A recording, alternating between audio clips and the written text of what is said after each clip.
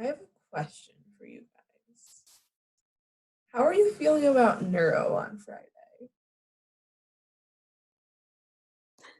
Not good. Me either, not good.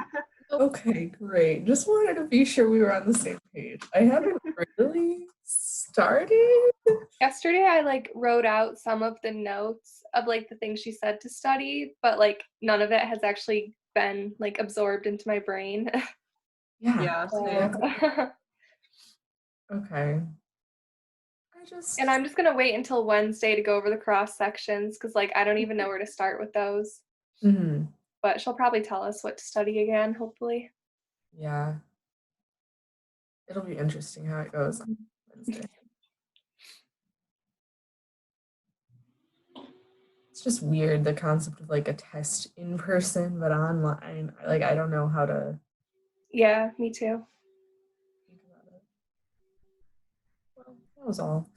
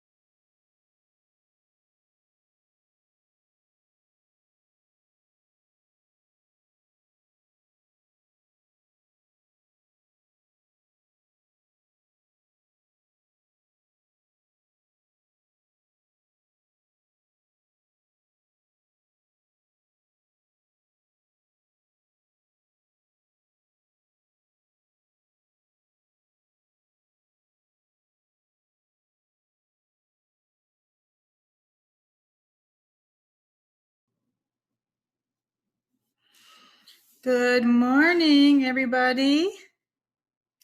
How's everybody doing? Happy Tuesday morning. Second to last class for 318. Woo! Good job. My virtual background today, just so you know, is a picture of the sky at my house on Sunday night at dusk, which was so beautiful. So I thought I'd take a picture and share it with all the students. It was very lovely. Gave me just a little bit of joy, so I hope it gives you guys a little bit of joy too. So on the agenda today, we do have a fabulous article presentation from Chloe and Grace, correct? Awesome. I do have a very short, quick course evaluation for you guys to do that's on Moodle. We'll do that after the article review, and then we're talking about ergonomics. And I'm very super excited for lab this week. I cannot wait to see what you guys made. Okay, so I will actually remember this time to let you share the screen. Let me change that. Does anybody have any questions or anything that they would like cleared up before we get started? Cool. Okay, Chloe and Grace, you guys are on.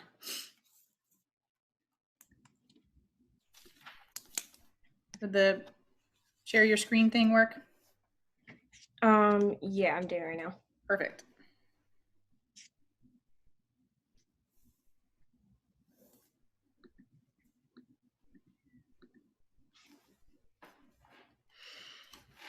Okay, so we had the effects of ergonomics, intervention in work with video display units. So the problem was the postural stress within the workstation, and this is due to high computer usage and also high work demands. And it was associated with musculoskeletal and visual problems that occurred within the workstation. The research question was how physical ergonomics can affect the musculoskeletal symptoms, like how much someone would have when using a video display unit while working.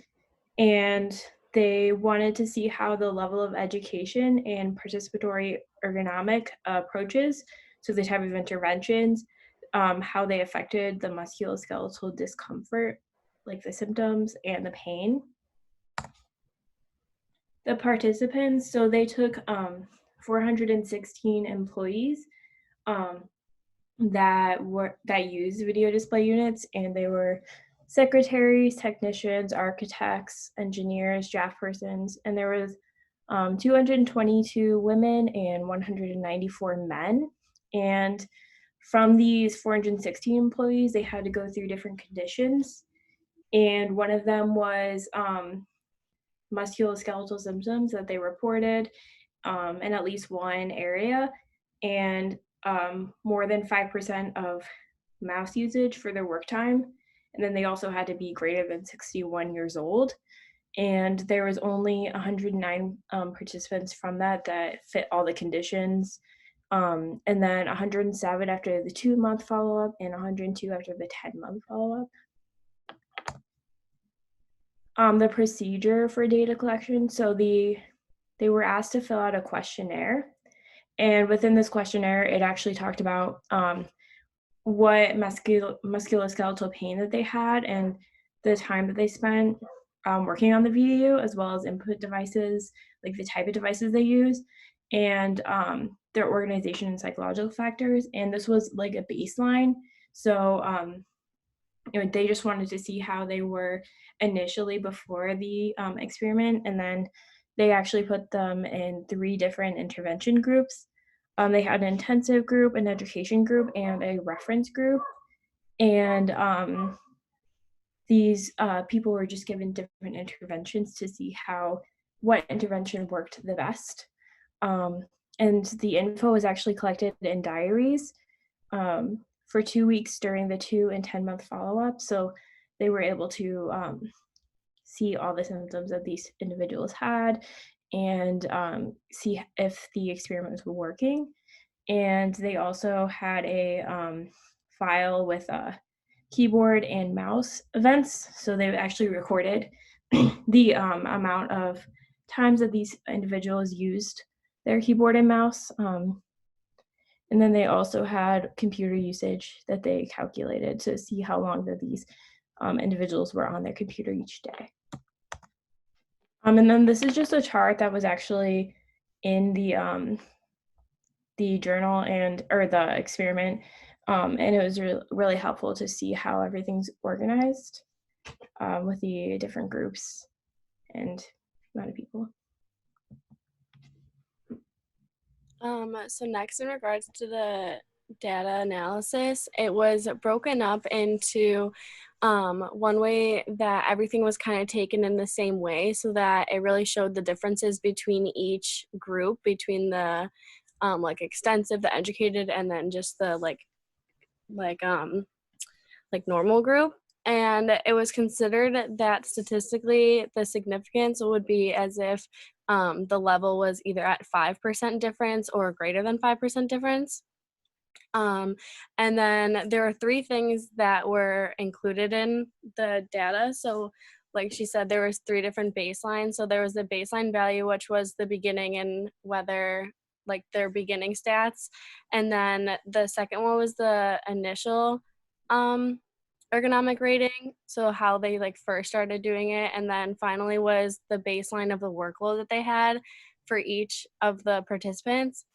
But along the way, obviously data can kind of get mixed up or kind of tampered with, so they also did one that was carried out without the workload, so that it was kind of like evening it out dependent on how much data they were missing.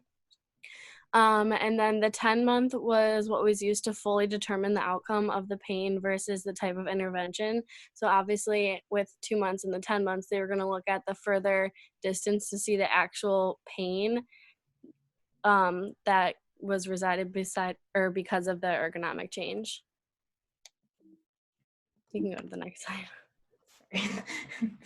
So then these are the results. I kind of put it in a way that kind of broke it all down to how everything kind of mashed together and kind of worked together. So the changes that were made were the screen height, keyboard height, accusation of the accessories, and the only change adjustments are the mouse and the chair location for the educated group and the baseline group. So that first part of the changing that had everything changed, that was the extensive group, so that they had more of a change in their like sitting posture and the way that they were approaching the screen while in the workplace. So then that was broken down into like full ratings versus their daily ratings. So in regards to the full ratings, there was no difference in the beginning. Like everyone was just kind of adapting to the changes and things like that. But after the 2 and 8 months, the ergonomic level was rated significantly higher in the intensive group, which we can kind of predict if there are way more changes, there might be a better outcome. And then kind of the same type of thing in the daily ratings is that in 2 months, the extensive group had less discomfort than the reference groups, but they didn't approach it with less pain, they just had less discomfort. And then the educated group had less discomfort than the reference group. So kind of going down the line of intensive, educated, and then reference is the amount of pain that they like reduced. And then finally, the big thing was the strain and pain of their sitting posture. So the extensive group continued to feel less pain and compared to both groups, but in the final, there was no really significant difference found between the education group and the reference group in their musculoskeletal pain. And then for the conclusions, like I said, the intensive and education group showed less pain than the reference group. However, after 10 months, there wasn't a huge difference between all of them. There's no long-term effects of the 8 month or the 10 months. And then the level of ergonomics was drastically higher for the intensive group. And like I said in the last slide, it showed how the amount of different changes in the workplace made a huge difference in their pain, which again then suggests that it was a positive impact of the ergonomic conditions. And then, like I said a while ago, there wasn't everything that they can control. Yes, they can control a lot in the experiment since they are the ones implicating it, but they couldn't control the participants discussing with each other throughout the workplace. So there could have been some error between if someone in the extensive group was maybe coworkers and friends with someone in the reference group, maybe they kind of took tips from them. they weren't seeing changes, and obviously they didn't know which group they were actually a part of. So just hearing more things that could help with pain, obviously someone is going to try to implicate them. So there could have been talk between the coworkers, which could have led to some uncontrolled data in the study. But and then this last little thing at the bottom, it says reports also show that this may have been due to the ergonomics in the workplace, but the range of postures while sitting at work, a good workstation design supports beneficial posture, which we all know if you have better posture at the workplace and everything's set up in a way that will force you to sit in a better posture, it will help reduce the pain after sitting for so long at a workstation. So what we learned that posture plays a huge role in someone's ability to successfully perform a task. And to help maintain good posture, placement of the different things we use can make a huge difference. So like I just said, having the screen up higher so we're not slouching and just making sure that everything is in order so that we have a better posture can make a huge difference on the musculoskeletal pain. And that education in this is very important. But it doesn't always produce a long-term result as an extensive intervention. And to add to this, I also was talking to my mom yesterday, and she works at this huge company in Buffalo that's like a huge insurance company, and they're all in like cubicles all the time. And I told her that I was doing this presentation today, and she actually told me that in her corporation, it's called Independent Health, if you request it, they can actually have an ergonomic specialist come in and evaluate how you're sitting at your desk. So after like hearing that from her, I also learned that this is something that can actually be implicated by big corporations and that people do take it seriously.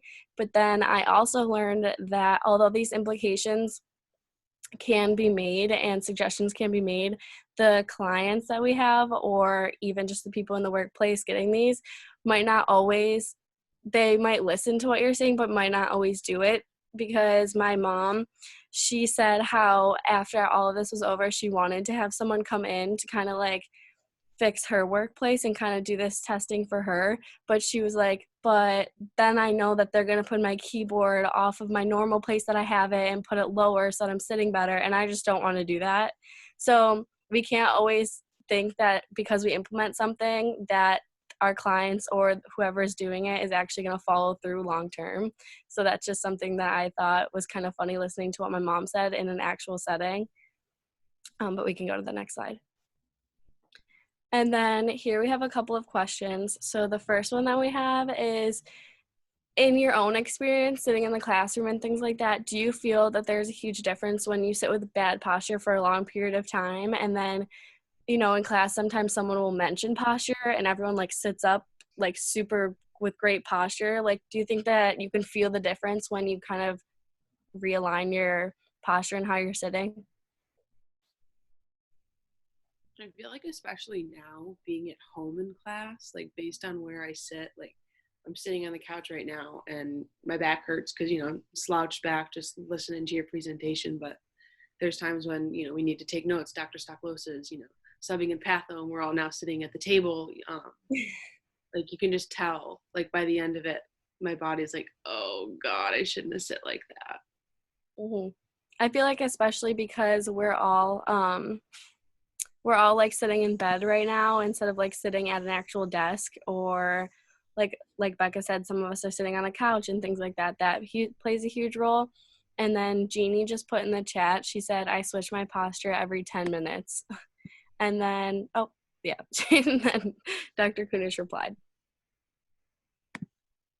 Okay, so then the next question is, why do you think the placement of the computer screen or the mouse can make a difference in your posture and your musculoskeletal? I think for a computer screen, at least it would make a big difference. Like, I think you showed it in the picture just before this. It was like tilted up a little bit. It was like tilted like at an angle for like better posture. That way, like the person isn't like slouching really close towards the screen trying to like see the words better, or it's not like super, super close to them, but it's not super, super far away. I think finding that like balance of like a just right in between where you're not straining your neck or your back is like really, really important. Same with the mouse. I think if the mouse is too far away, you're obviously going to be slouching forward. So I think that's really important. Okay, good. And then last question is, where else outside of the workplace can we implicate these different changes? I have an example.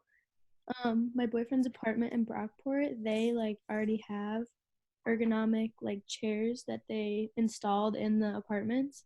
So like without anyone even having to ask, that's just how they build the apartment.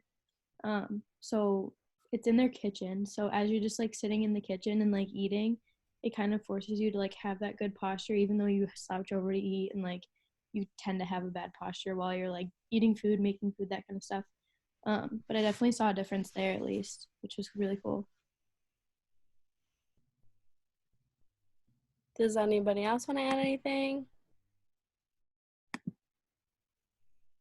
Okay, we can go to the final slide.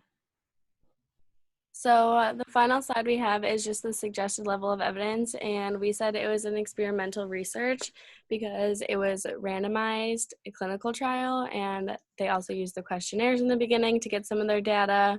They performed 3 different interventions between the intensive, educated, and then reference group, and then it was a stratified random sampling. And that's our reference. Yep. Any questions?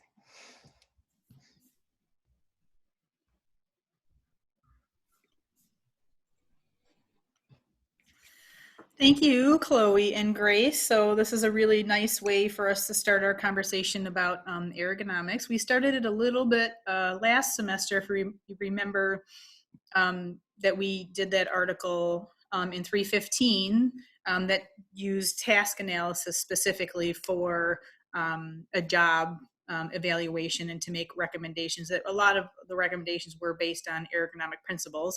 We were looking at it last semester from sort of the activity or task analysis perspective, but that also was from an ergonomic. Remember, it was the woman who had wrist pain and she had surgery and she had issues with being able to get the surgery, and she, sort of had some social issues going on, and so they, took a holistic view of not just her workstation, but also all the other factors that were going on, social, emotional things, and her relationship with her supervisors and all that kind of stuff from an OT perspective. And again, we were looking at that from task analysis. So today we're going to talk about ergonomics, and we're going to talk about ergonomics sort of specifically like from the workstation view of things.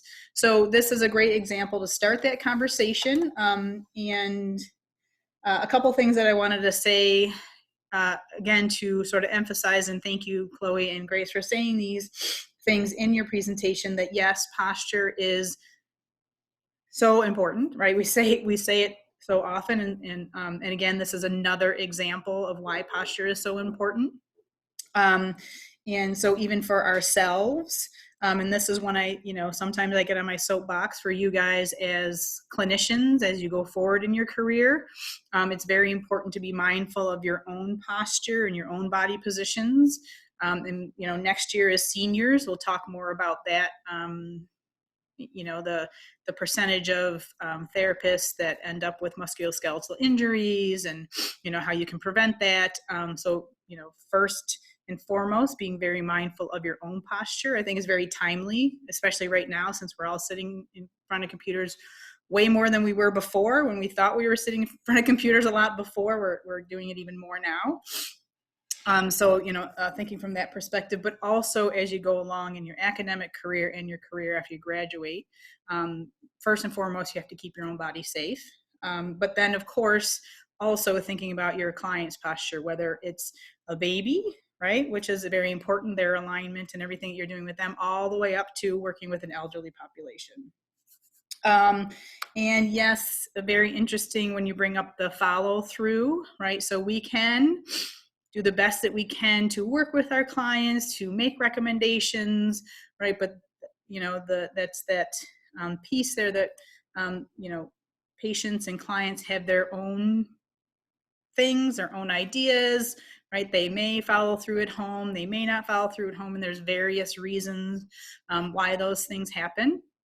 But it's very important for us as professionals to do the best that we can to, sort of implement or make these recommendations in the best way that we can for our clients, but also knowing they don't have to do what we say, right? There's also that sort of caveat and that understanding that they don't always have to do what we say, and they don't always have to sort of even believe or even want to, like Grace, you were talking about your mom, right? Who, kind of wanted the ergonomics evaluation, but then was like, yeah, but I don't really want to change the way I'm doing things. And very often, like, that's okay. She's probably not experiencing a lot of musculoskeletal pain. It might not be a big issue in her life. It would be nice if she, had a better setup in her workstation, but it's not an imperative for her probably at this point. And so that's a reason for that. Okay. So I'm going to stop there and just take a couple of minutes, if you guys don't mind. And on top of the Moodle page, underneath the picture of the llama, there is a link to OTR 318 course evaluation. If you guys don't mind just taking a couple minutes and filling that out for me. Did everybody locate it okay? Awesome. So I'm just going to sort of step away from the screen, and I'll give you guys about 5 minutes or so to fill it out. If you don't mind, when you're done with it, if you could sort of raise your hand in the chat, and when I come back, I can see, how everybody's doing. Yeah, thank you. I appreciate, again, we very much appreciate your feedback. Anything that you really liked about this course. We are especially looking for feedback in the whole transition to the online thing. One thing we would be interested in is if there is anything that you think should continue. This is a very unique opportunity that we've had here, and we want to sort of jump onto that opportunity and get your feedback about sort of the online format. If there's anything that you think was like, hey, maybe we should continue to do this when we go back to sort of in-person types of classes. So thank you, and I'll be back in a couple minutes.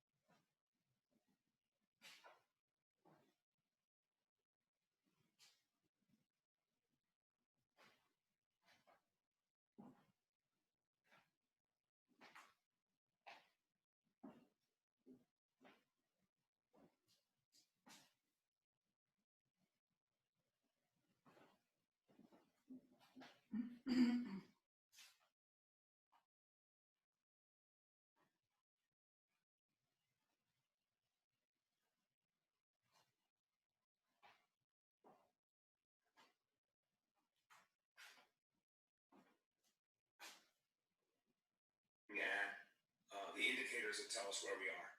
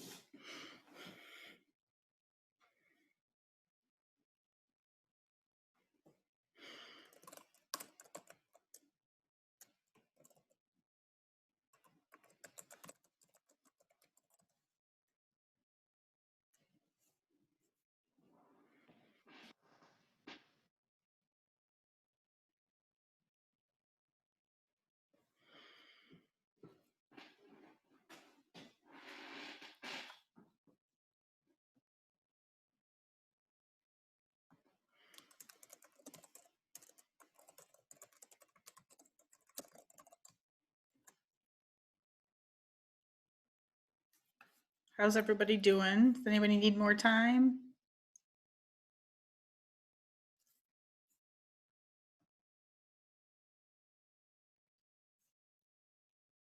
Okay, thank you everybody for doing it. Like I said, I really appreciate you taking the time. And we'll go ahead and talk about ergonomics. Let me just pull up the PowerPoint and share it with you. So ergonomics just fits really well in this class because in this class, obviously, we talk a lot about environmental modifications, and that is the focus of ergonomics from, typically from a work sort of point of view.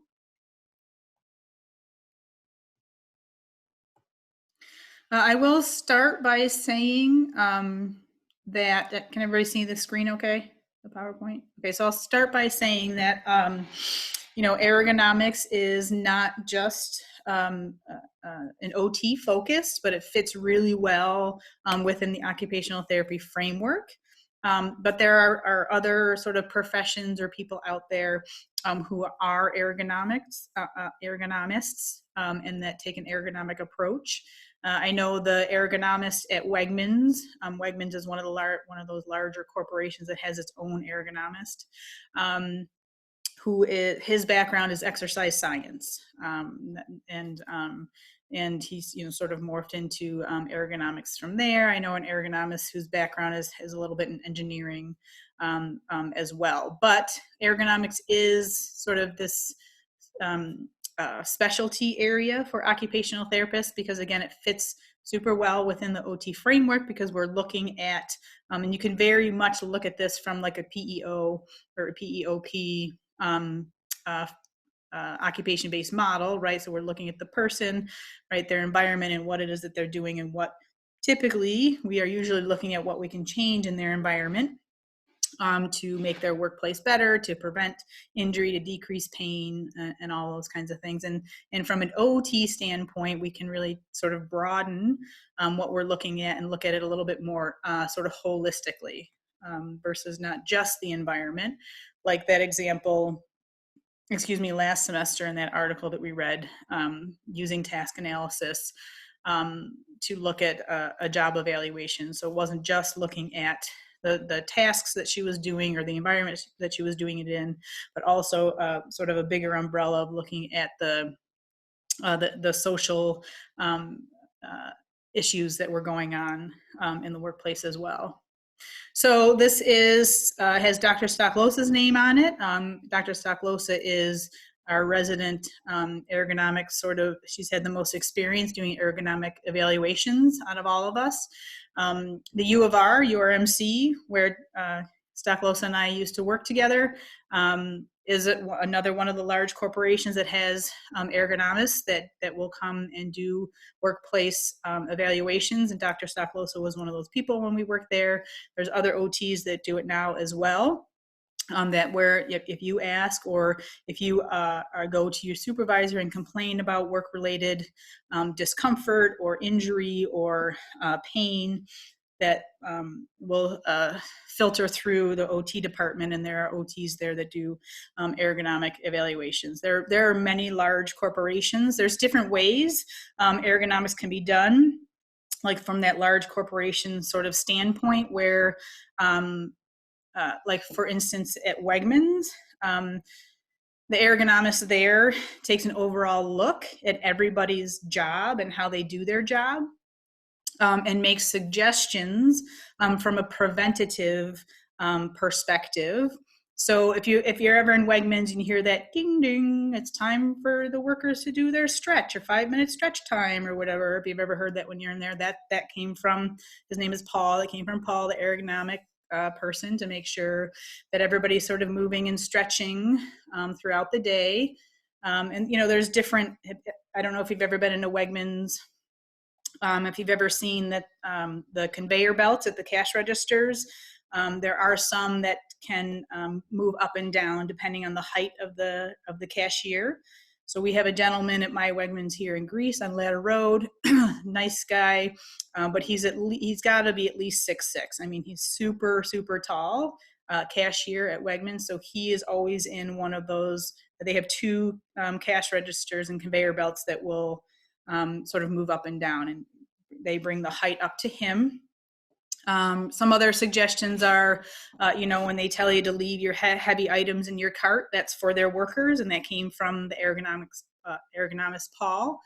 He'll tell you, like he has counted how many times a cashier lifts something, right? So when you put it on the conveyor belt, right, they have to lift it to scan it. Then sometimes they have to lift it to put it behind them. If it doesn't fit in the cart yet, then they have to go back behind them and lift it and put it in the cart.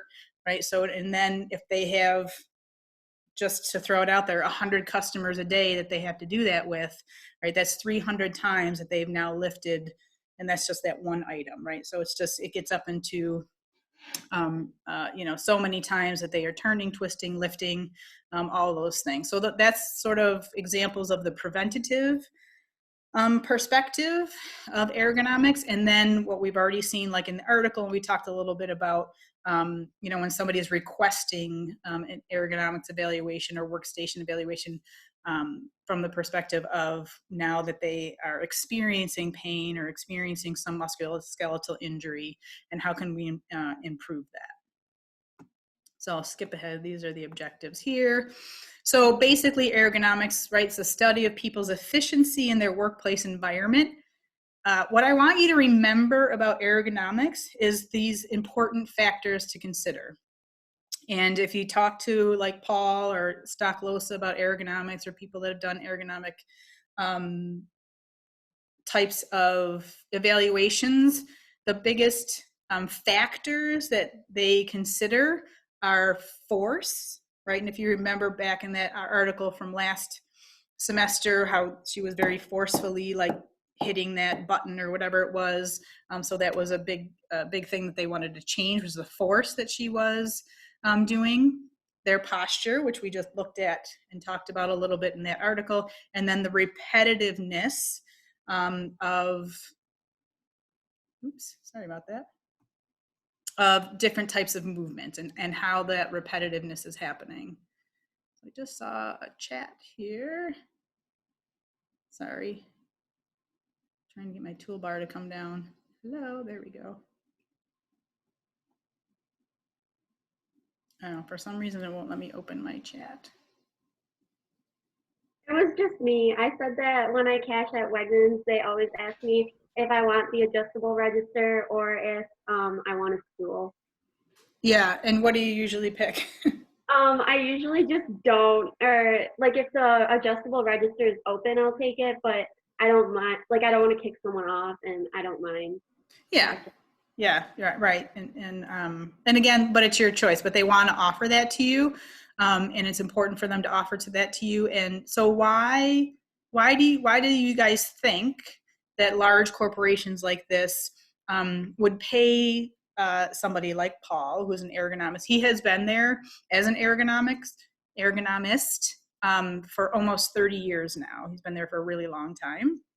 And Wegmans has sort of been ahead of the game on ergonomics. But why do you think corporations pay Paul to be there from a preventative perspective? Or why does like the U of R pay an OT to come and do an evaluation, which is not cheap, and then pay to make these changes for somebody that works for them?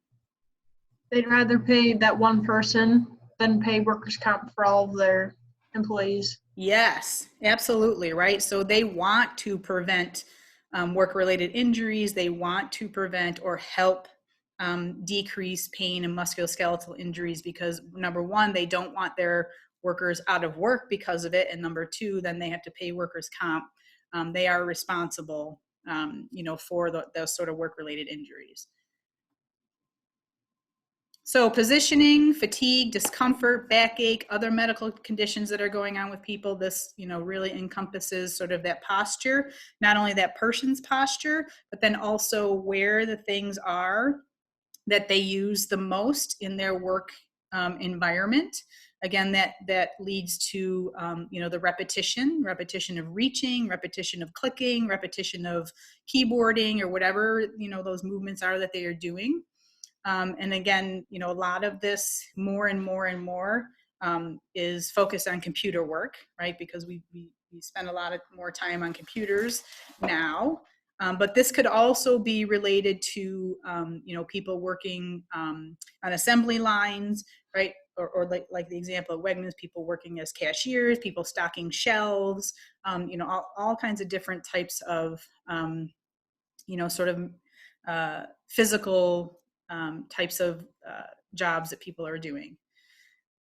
Typically, the most common complaints are tendonitis, carpal tunnel, chronic neck, shoulder pain, aching, burning, you know, cramping, you know, those are very typical sort of complaints. Musculoskeletal, when we talk about musculoskeletal sort of injuries or complaints, those are the typical things that we hear about.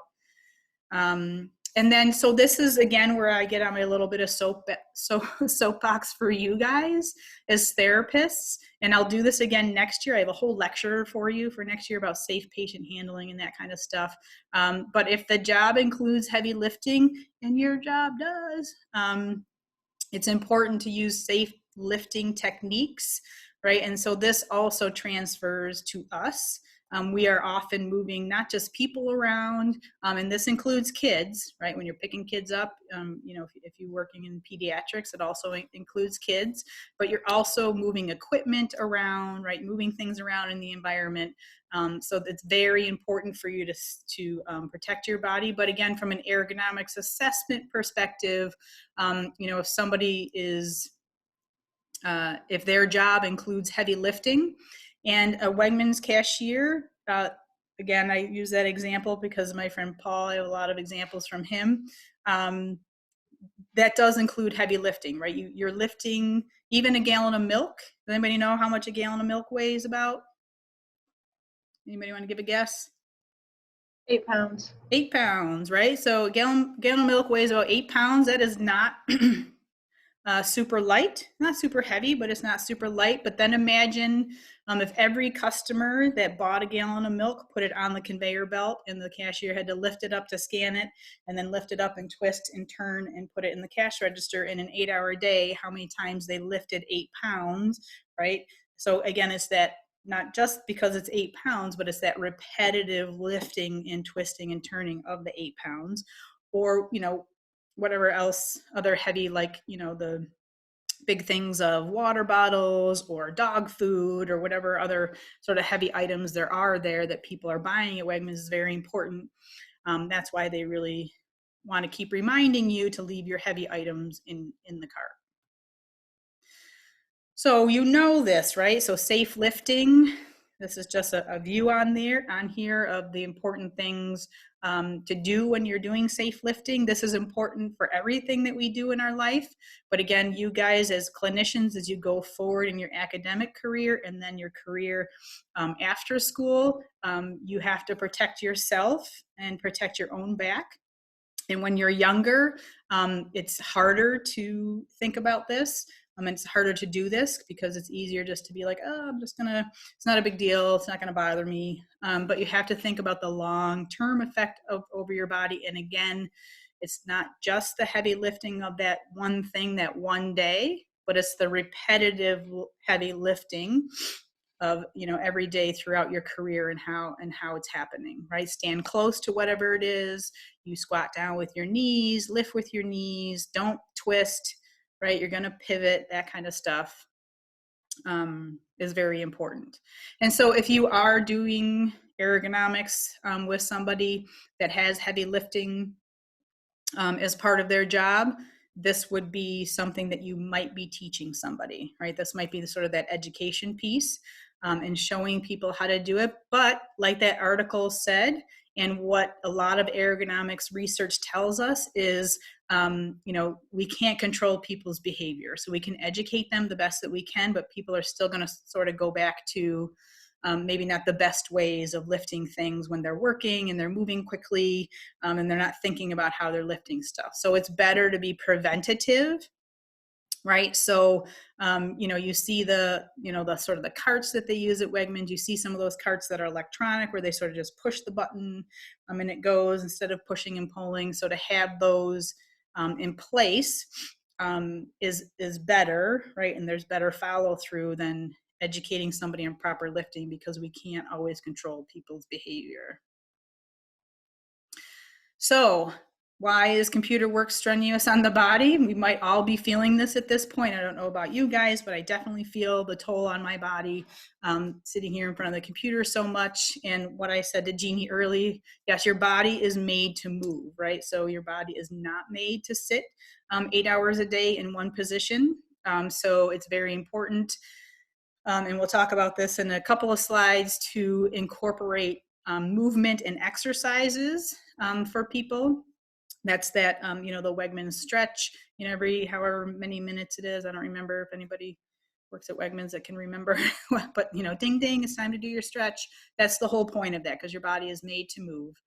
And gravity, don't forget about gravity is constantly pushing down on you. So that's one of the reasons why you sort of tend to, the longer you sit in front of the computer, the more likely you are to end up in a posterior tilt and a trunk flexion, right? Because gravity is pushing down and you're just kind of like, right? It's just pushing you down.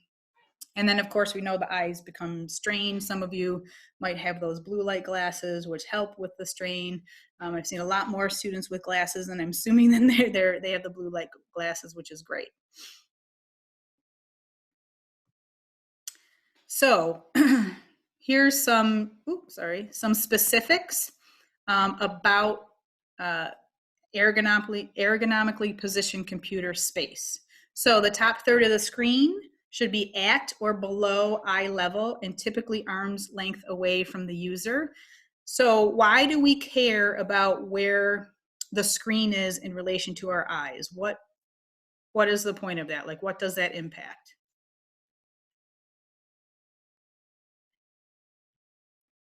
To keep your neck neutral.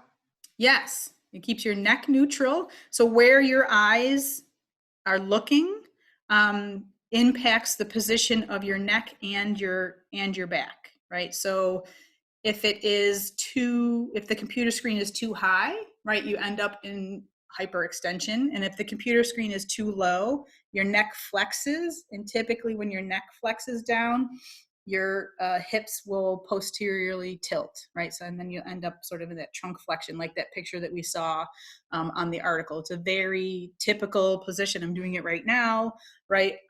Sitting looking at the computer screen. So where that screen is very important to sort of encourage us to sit in better posture. We want wrist in neutral. Why do we care about where our wrists are? Anybody know?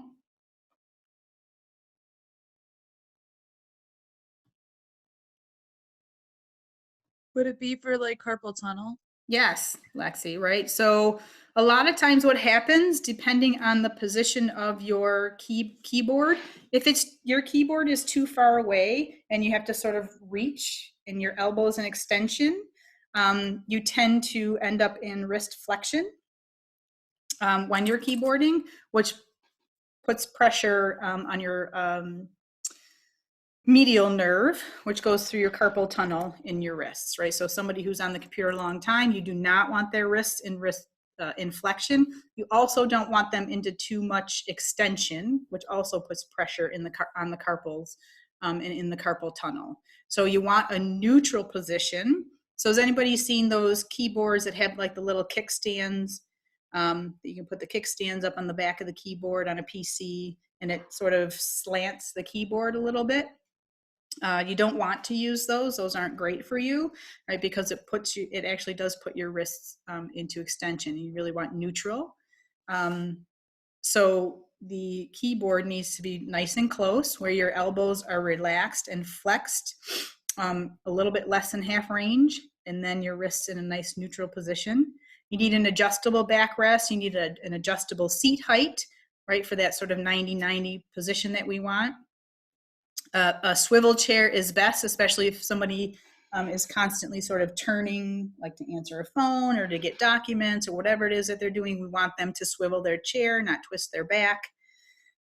We want their feet resting on the floor, or if not, we want to give them a footrest. You want a document holder in front of the monitor so they're not constantly looking down and then up and looking down and looking up. Again, it's not that looking down and up a couple times is a bad thing. It's looking down and up hundreds of times over an 8-hour day, right? That repetition is not good. So here's a really nice picture of all those things that we talked about. Here's the document holder right in front. There's the monitor at the eye level. Really nice posture in this chair. They still couldn't reach the floor though, so they have a nice footrest there. The keyboard keeps their wrist in neutral. This is sort of the ideal of what we would be looking for somebody. However, even if somebody has all of this set up, do you think that they will sit like that all day long in this perfect posture? What do you guys think? Definitely not. What's Especially that? like I said, like I just constantly move, even if I'm in a comfortable position. Like I'm just always like resituating myself. So I feel like, I don't know, even though that's a perfect position, like they would just start moving. Yeah, absolutely. And they might start slumping, right? They might start listing, slumping, resting a little bit because this is fatiguing. It is a fatiguing position. So then, yes, the education of it is important. And then the other part of it is, and again, Jeannie, you're right, that they need to move, right? So every however many minutes that they can work in their day, they need to get up out of their chair, go for a walk, go to the bathroom, go to the water fountain, get a cup, whatever it is, they need to get up and move and sort of get back into that position again, because you really can't expect somebody to sit in that posture sort of all day long without any movement in between. So the movement piece is important. So, and this is what I was talking about, like for the comfortable workspace. So the most that somebody does within their workspace, and if they're on a computer, that's going to be on the keyboard, should be right within the closest reach, where they don't have to extend their arms, where they can reach when they're in a comfortable flex position of their elbows. And then if there's occasional work, could be a little bit further away, but the least amount of stuff that they do, which encompasses sort of that full reach every time, can go the farthest away. So what they're doing the most needs to be closest to them, is basically what that is. And here's all the positions we want people to avoid, right? And here's what I was talking about, the keyboards with the legs up, those little legs on the keyboards, or any way that you slant your keyboards, not good for your wrists. And again, it's fine if you do it for 5 minutes every once in a while, it's not gonna bother you. We're talking about people that are on their keyboard 8 hours a day, right? 7 hours a day, if you take out lunch or whatever it is, repeatedly, 5 days a week. It's going to have a major effect. If you do it once in a while, it's not a big deal. We want to avoid wrist deviation, excess reaching with fingers. So people on computers that are, keyboarding and doing a lot of different types of things on their computer, again, a lot of repetition over a long period of time. A common complaint is pain in their fingers and in their digits. And lighting is very important, the light source, right, about, in respect to eye strain and that kind of thing.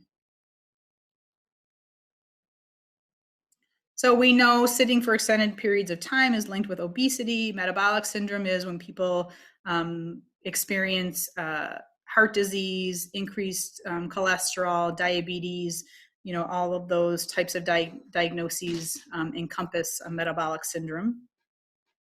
So that's one of the reasons why it's important. Here's an example of a standing desk.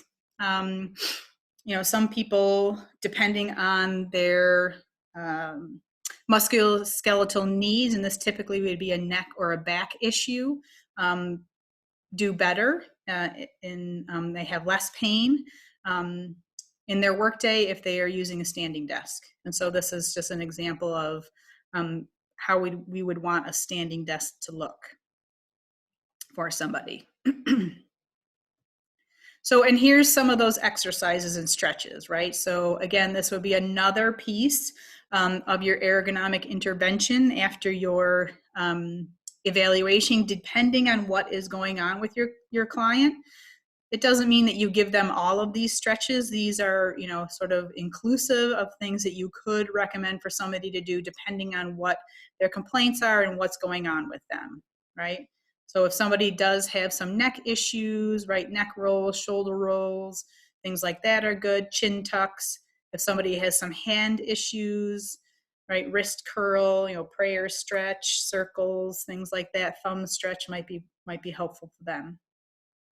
And here's just a picture of an example of written health information and exercises. There's information here about how to ease eye strain, and here's some different exercises that you might recommend for somebody. Okay, so for example, Stocklesa has an example on here. A history of a person who has Sjögren's syndrome, rheumatoid arthritis. These are autoimmune diseases, right, that cause pain in somebody's joints over time, and osteoarthritis, especially in their cervical spine, is basically what that says, that history there. So they already have predetermined medical diagnoses that will cause pain. And so within their work day, they complained of pain, decreased strength, difficulty with different tasks that they needed to do. So the suggestions was to move around her office more, especially somebody that has joint pain, arthritis, rheumatoid arthritis, or osteoarthritis. Your pain actually increases the less you move with arthritis, which sounds sort of counterintuitive, but the less you move with arthritis, the stiffer your joints get, and the more pain that you experience when you do try to move. So actually the recommendation is to move more. Scanning important documents into the computer versus, she was using like a lot of papers and things. They made her computer screen larger, provided a standing and a sitting station so she could change her position throughout the day, and how to, different ways to hold the binders. This is an example of a very systematic way to go through looking at somebody's work unit, right? What is their seat and posture? It's all yes, no questions. And you go through and you find things that, you can find things that say no. And then can you relate that back to why they are experiencing discomfort or pain during the day? And if you can, then that should be something that you should look at and as a possibility for suggested change. And you can take a look at that a little closer, right? Some of the examples are, what is the room temperature, right? Do they understand how to adjust the furniture and the video display, right? Where is the screen placed? Do they use a headset for the telephone? All that kind of stuff.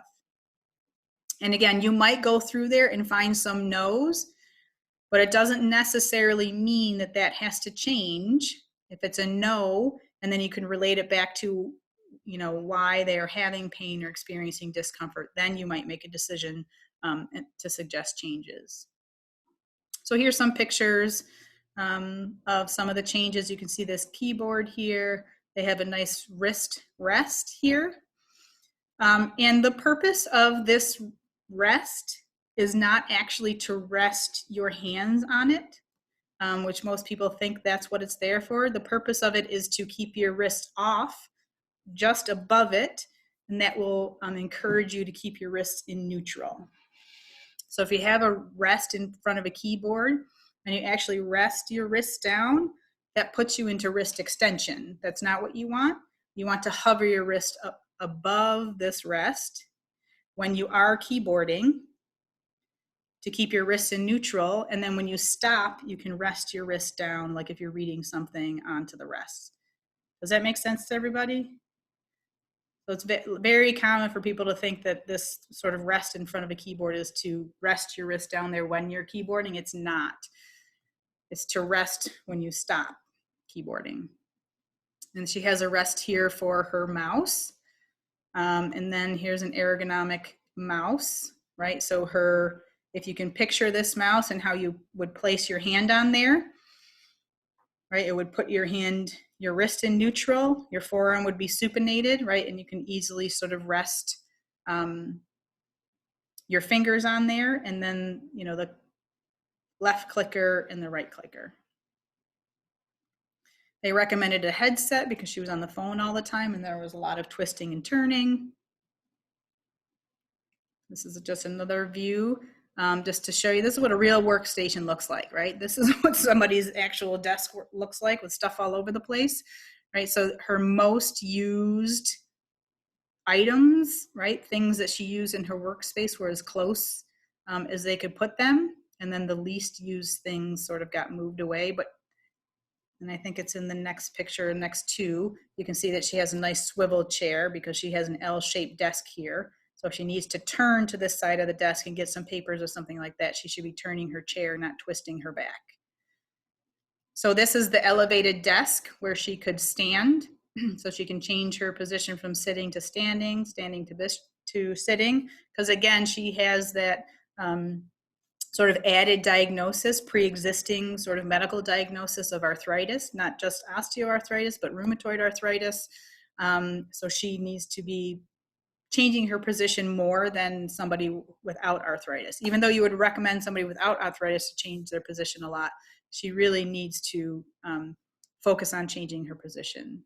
There's a footrest underneath her desk because her feet didn't fit the floor, and then there's the chair, right? So it's got a nice cushion, but the biggest thing, and a nice straight back, good for her posture, but the biggest thing was the swivel portion of this chair, so she's not twisting her trunk and her body, she's swiveling the chair. Okay, shoo. Any questions? So that's a really quick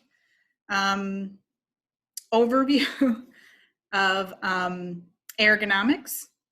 Again, a quick look at it and sort of, what it would look like, an example of what it would look like, and some recommendations that you might make going forward with ergonomics. Any questions about, any of that stuff? Hopefully it all makes sense. Hopefully this all makes sense to you guys at this point with your kinesiology background and your understanding of alignment and posture and all those types of things. I have a quick question. Yeah. So do ergonomists, is that what they're called? Mm-hmm. Do they always stay at a facility? So say at Wegmans, or would they just be called there if they had to work on something? So it depends on the company. So Paul, the ergonomist at Wegmans, he has a full-time job there. So he's there full-time. Actually, there's two of them now. I think in the last 5 years, there's two because they've expanded. Obviously, they're downstate and they're expanded in different states. So there's one new ergonomist that travels to sort of the non-local stores, and then Paul is the local Wegmans ergonomist. So they both have full-time jobs, and their job is to, preventative things. And then when issues come up, there are companies that might contract with an ergonomist if they have a concern and have an ergonomist come in and do an evaluation, but not necessarily work there. Sort of just. I add on to that. Yep. My uncle works at a rubber factory, so he was on the floor, but now he's not anymore. But he kept telling me when I graduate OT, he wants to contract me to come in to do an assessment, because they only come in once every 5 years. But you think of a 5-year span, that's a long time for someone to do or something repetitive. Yes. So I think having Wegmans, having someone there is nice, but expensive. But there's definitely ups for that, or pros for that as well. Yeah, definitely. 5 years is a huge. It's a huge amount of time. There's a lot of things that can change in that time, and people's behavior. Again, we can't control people's behavior as well as we can control other things. So it would make more sense for somebody to be there more frequently, right, for the education piece and to sort of keep up on sort of what's going on there. So Jordan was wondering, is an ergonomic mouse for a computer more expensive than a regular mouse? Typically, yes. Yep, it is usually more expensive. But in a workplace, right, so that all those changes would come from and be paid for by the company because the person needs that to work there. If you wanted to buy one for yourself at home, awesome, but yeah, it probably would be a little more expensive than just a regular mouse. And we have some, this would be, sorry, Kristen, this would be the time where I would break out, I have ergonomic keyboards and mice, I think, at school. So when we get back there next year, I'll just break them out for fun and show them to you. Is requesting ergonomic mouse or keyboard or something a similar process to requesting adaptive equipment for we talked about before? It's through, so it depends. So it's typically paid for When you request it through work, it's typically paid for by your company. Now, if you experience a work injury and then you're out of work, and then workers' comp is paying for your recovery and your therapy and things like that. So, which is also insurance that's paid for through your company, right? Your company pays for workers' comp insurance. Then when you return to work and there's a recommendation that, you know, you need an ergonomic mouse or keyboard or whatever, it should be covered by the workers' comp insurance. Does that make sense? So if you're just, Yeah, if you're, yeah. If I was you're just wondering if we working, had to justify it. What's No, that? you're good. You're good. I was just wondering if there's a process of justifying it. Sorry, there's a lag. That's okay. Yeah. Yes. So that's a great question. So if you are injured at work and you're out of work, and then your recovery is paid for by the workers' comp insurance, and then your therapist, like let's say you're working with an OT because you had a hand injury or something like that, and they recommend an ergonomic mouse, there is a sort of letter of justification that needs to be sent to workers' comp to justify it. Yes, not quite as extensive as we looked at with like the feeding chair and things like that, because it's pretty basic, pretty straightforward. But yeah, there has to be a justification and prescribed by a doctor and that kind of stuff. Yep, good question. Any other questions? The final thing I wanted to say about ergonomics is, yes, there is certification, ergonomic certifications out there. You don't have to have an ergonomic certification. Stacklosha doesn't have one, and she does, because as an OT, you know, you can use your OT background to do ergonomic evaluations, but there are ergonomists that have certifications, and those certifications exist. Like, so Paul for Wegmans, he has a certification. But it's not like you have to have one to do an ergonomic evaluation. Okay. All right, guys. Tuesday lab, I'll see you soon. Thursday lab, I'll see you on Thursday. Bye, guys.